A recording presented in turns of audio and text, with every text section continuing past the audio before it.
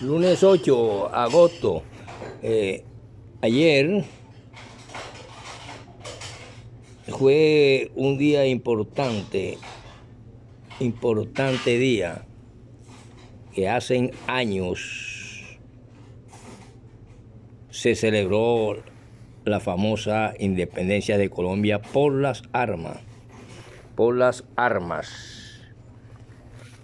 Y con estupefacción veo que es rara la casa que tiene en Barranquilla. Ni aún en los colegios se preocuparon por colocar una bandera. Y fue la verdadera batalla de independencia. El 20 de julio fue diplomática y a veces pone la bandera el 20 de julio. Esto no es tanto, sino que a mí me dice que nada movieron dos hombres importantes en esta cuestión colombiana. La una el Libertador y la otra el que creó las leyes, Santander, el general Santander. Porque el general Santander fue un hombre de derecho civil y era quien podía elaborar los códigos, los decretos y las cuestiones constitucionales de leyes. Por lo tanto, Bolívar, la espada era para libertar, y por eso la gran fraternidad entre indios, negros, por la causa de la libertad. Que no podemos dejar que se manchen con las cuestiones de narcotráfico, ni paramilitarismo, ni nada de esas cosas, nuestra gran y gloriosa independencia por las armas. Yo digo esto porque yo voy a hablar de la moral femenina del Cristo y Friedrich Nietzsche, porque estamos en el tema de Friedrich Nietzsche. Y al estar en el tema de Friedrich Nietzsche, yo en mi diario recogí ayer una entrevista a Miguel Orejuela en cómo tuvieron que hacer para poder salir de un Pablo Escobar que mataba policías a determinada cantidad todos los días. Sí, profesor Ferreira, porque llega usted un momento en que usted dice que en Barranquilla los intelectuales caminan y se matan a cientos de intelectuales. Sí, es cierto. Pero cuando yo digo a cientos, estoy utilizando una figura literaria que se llama hipérbole. Y esa hipérbole me dice a mí que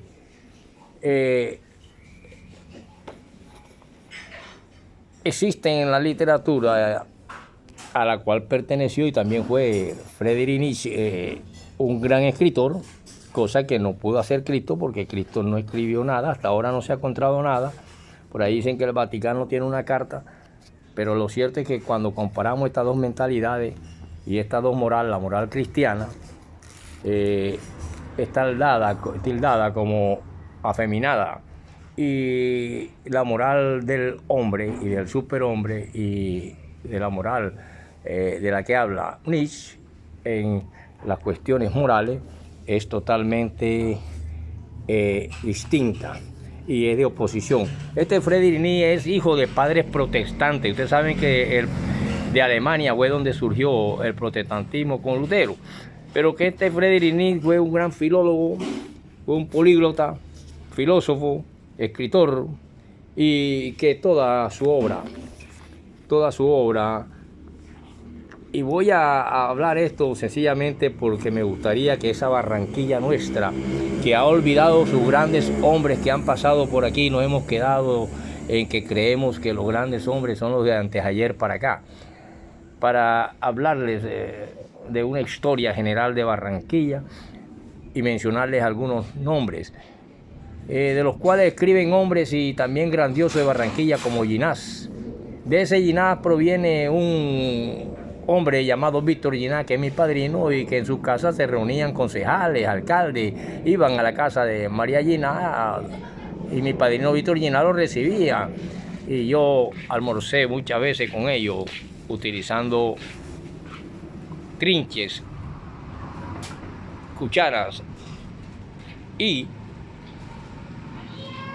reliquias de plata en la alacena para cenar, como era el caso muchas veces de una taza, un pocillo, un plato, y cubiertos, y trinches y cucharas.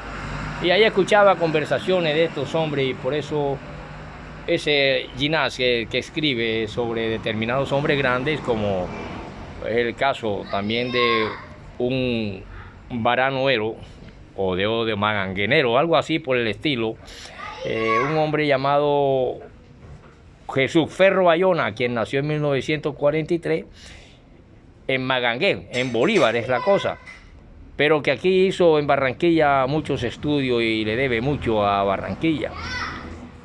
Él habló sobre las letras clásicas griega y latina cuando la Facultad de Santa Rosa de Viterbo, allá en 1900, él nació en 1962 a 1964, Hueto, pero que su hermana mayor nació en el año 1943 en Mangué, y allá en los años 62 al 64 él hablaba en Santa Rosa de Viterbo, en la Facultad de Letras, hablaba de las cuestiones clásicas griega y latina.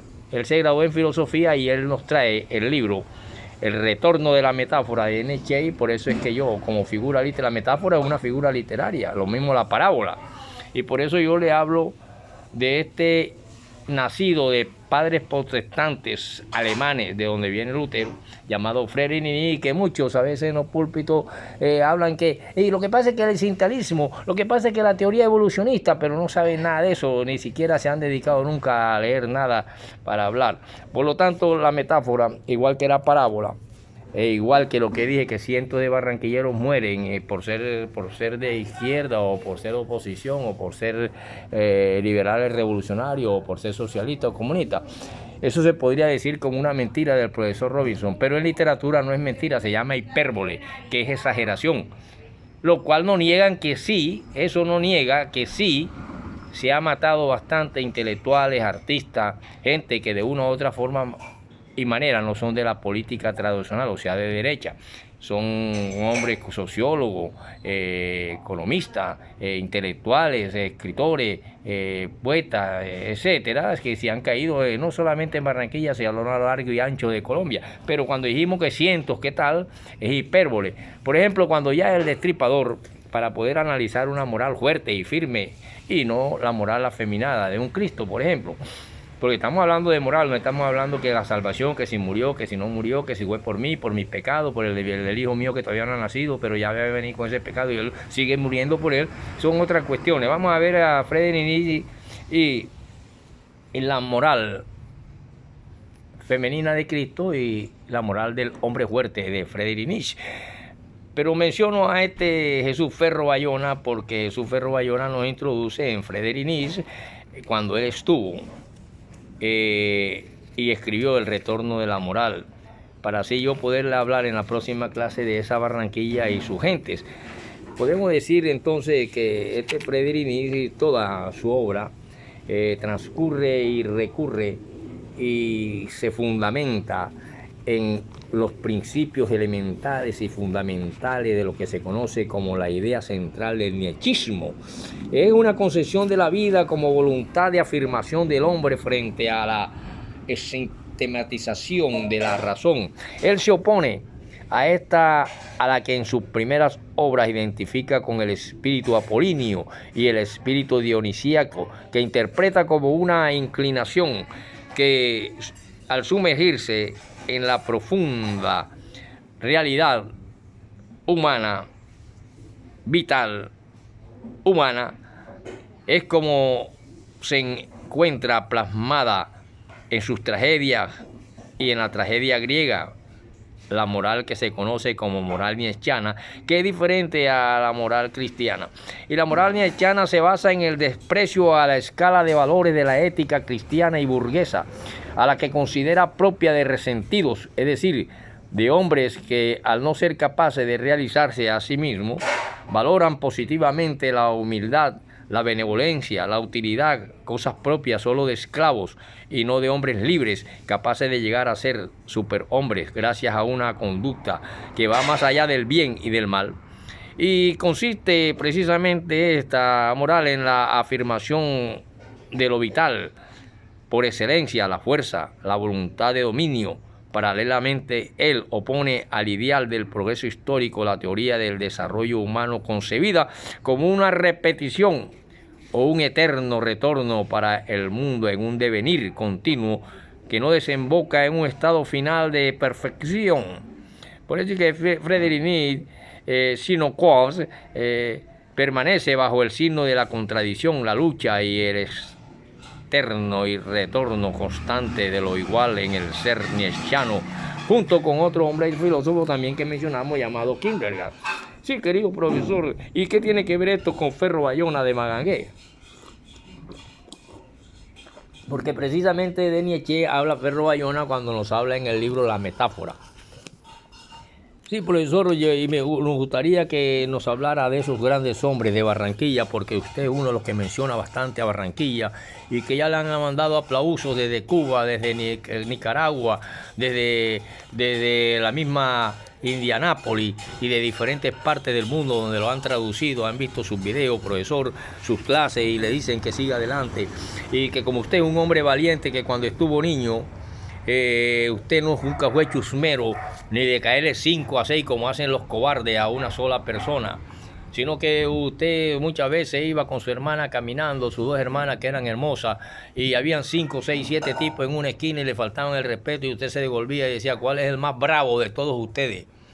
El más bravo que salga frente a mí y nos damos trompados o lo que quiera. Ese era usted, profesor. Esas leyendas han llegado hasta nosotros. Nos dicen en Cuba, me dicen en Indianápolis, me dicen en muchas partes. Sí, es cierto. Nunca he retrocedido y por eso tengo varias cicatrices en el cuerpo por no ir en la calle del crimen ante una navaja, ante un pico de botella picado por quererme atracar o algunos que quieren abusar contra mi persona, pero que no saben que fui campeón interbarrio de boxeo y me enfrenté con un brazo colgando en el segundo asalto que lo tenía ganado contra un hombre mucho más pesado llamado Pablo, en época en que fue campeón nacional, mi gran amigo y del cual fui sparring, llamado Manuel Cassiani, muy amigo de otros grandes boxeadores como fue Juanito Herrera y como fue Salomé Herrera y el mismo Miranda, que llegué a conocer allá en las épocas de Camilito Morales. Entonces, en ese sentido, he creado un hombre firme y fuerte y también mi mentalidad. Y por eso no he huido y siempre voy a los líderes. Nunca pierdo el tiempo en otras cosas. Por lo tanto, cuando voy a hablar de Barranquilla, le voy a hablar de hombres grandes, entre los que hay que mencionar a Santo Domingo. Y hay que mencionar a Insignares, al mismo hombre que logró llegar a pelear por la presidencia, llamado Evaristo Zurdí, que creo que era de Baranoa, de Sabana Larga, algo así. Después les hablaré de él, pero por ahora vamos a quedarnos con Ferro Bayona, que era un hombre muy instruido y que desde el año 1980 se convirtió en rector de la Universidad del Norte de Barranquilla y miembro de varias juntas directivas de institutos nacionales del sector de la educación superior colombiana. Y él nos dice, para poder entender a Frédéric Nietzsche, todo lo que escriben y todas esas cosas, él nos dice en un prólogo a la edición española, dice que 10 años después de haber escrito el libro sobre Frédéric Nietzsche, cuenta que sigo siendo fiel a mí mismo. En ese entonces escribí esta página muy lejos de aquí, en los Montes de Fourvière, en un estudio que tenía una ventana amplia que dejaba ver abajo la ciudad de León, enroscándose entre el Shona y el Ródano, extendiéndose como en una fuga más allá de su ribera. En el fondo del valle podía ver a diario la silueta de los Alpes que le indicaban a mi pensamiento un sentido de realidad, porque allende las montañas, en el valle de la Alta Engadina, había vivido Frédéric Nietzsche los años más importantes de su inspiración artística, filosófica y literaria. No ha cambiado la esencia de lo que yo escribí durante ese invierno y toda la primavera. Dice este hombre que escribe sobre Frédéric un libro llamado El Retorno de la Metáfora. Y por eso le hablé de la hipérbole, cuando uno exagera. Fíjate, ya el Destripador mató 6 personas y todo el mundo mató cientos y miles de mujeres que no podía ver con los zapatos rojos porque se le pegaba en las calles de Londres y cuando estaba en un lugar solitario las cogía en ese callón y las estripaba y le sacaba los órganos y una cantidad de cosas y todo el mundo tenía miedo a las mujeres salir a la calle. Vamos a ver que ya el Destripador mató 5 personas. o 6 personas. Entonces eso se llama hipérbole. Por eso quiero que entienda el profesor de Ferreira cuando dice los intelectuales estamos en peligro y caen asientos en Barranquilla. Bueno, no hubiera quedado ninguno, no hubiera quedado por ahí el poeta Santo Domingo, que es tremendo cuando lo entrevistan. Por eso la entrevista de Miguel Orejuela me conmovió y cómo él tuvo que colaborar para poder acabar con un asesino antioqueño que vivía en Antioquia, del cual dejó de herencia la cuestión de la droga, llamado Pablo Escobar. Nosotros vemos que hay enfrentamientos entre carteles, cartel de Cali, cartel de no sé qué, cartel de no sé cuándo, pero siempre las víctimas son los mismos, los pobres que embarcan, los pobres que ponen a tirar para ganarse la comidita, a llenar un barco, a bajarlo, a desembarcarlo, y así pasa en muchas instituciones donde otros se llevan la plata y los que se joden son los que, gracias, y tómate esta Coca-Cola y para casa, y me voy a llevar esta libre y te sal, no, déjala ahí porque después pasan relaciones, pero ellos sí se llevan camionetas llenas de alimentos, a veces se pudren en las bodegas de las instituciones para los damnificados, se pudren toneladas y toneladas de arroz sencillamente porque no ha llegado un director o porque fulanito de tal, pero se desaparecen mucho la mitad y la otra mitad se pudre y los pobres siguen esperando el mercadito de Boston. Lo que ha variado es el tono, el estilo, la manera de andar por los caminos de la lengua para decir las verdades que uno ha trabajado en el cuidado del escultor en la masa de las palabras. Por eso cuando él publica este libro llamado El retorno de la metáfora, y yo analizo la filosofía de Friedrich Nietzsche, me atrevo a entrar de lleno a analizar que el nihilismo es nada. El nihilismo, que es una de sus obras más importantes, proviene esta palabra del latín. El latín es una palabra que nos está a nosotros diciendo en nuestra lengua, sea el latín vulgar y el latín culto, que era el que hablaban los sacerdotes, nos está dando un término que se aplica a diversas filosofías radicales y por lo general dotado de caracteres peyorativos por sus oponentes, con el propósito de denotar que quienes se adhieren a esta filosofía rechazan los valores positivos y no creen en nada.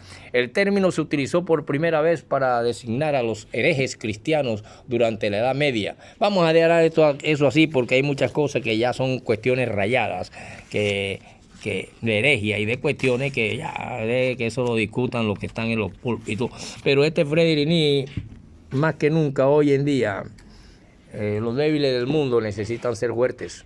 Porque o si no pasará aquello de que el vivo vive del bobo, de que en este mundo de malos el bueno no tiene nada. ¿Se acuerdan esas canciones y esas cosas? Bien, así lo señala la Biblia cuando dice al pobre quítale hasta lo que tiene y dáselo a los ricos, porque esos son los escogidos de Dios. Porque así se lo dijeron a Abraham. Todo lo que mire es tuyo porque eres judío. Y lo demás que. Por lo tanto, nosotros vamos a estudiar bien a Friedrich Nietzsche, vamos a dejar mi diario aquí quieto y vamos a ver qué es esto de la moral femenina del Cristo, la de Friedrich Nietzsche. Por lo tanto, podemos decir, sí, díganos, profesor, después que nos hablará usted de las causas remotas del nihilismo, vamos a ver esto de las formas del culto ideal a la moral. Tenemos que el culto al ideal moral, entre estos tenemos uno de ellos es el cristiano.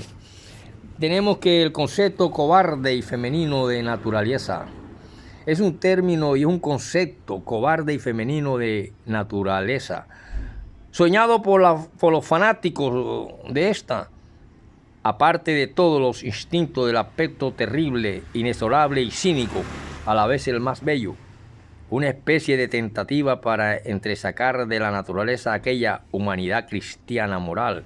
El concepto, dice Friedrich Nietzsche, en su libro Crítica de los Supremos Valores, dice que es ruseniano y de naturaleza, como si la naturaleza fuese libertad, bondad, inocencia, justicia, idilio, porque ya sabemos que todo esto es idealismo. Siempre el culto de la moral cristiana en el fondo como reunir lugares que han venerado los poetas, por ejemplo, las altas montañas, etc.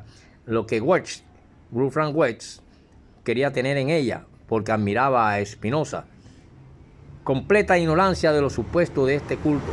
El concepto femenino cobarde de hombre, al estilo de Comte y Stuart Mill, como objeto posible de culto, siempre volvemos al culto de la moral cristiana bajo un nuevo nombre. Los libres pensadores, por ejemplo, tenemos a Gouache. El concepto cobarde y femenino de arte, como compasión a todo el que sufre, a todo lo mal nacido, aún en la historia, por ejemplo, Cherry, cuando habla Cherry, siempre volvemos al culto del ideal cristiano moral.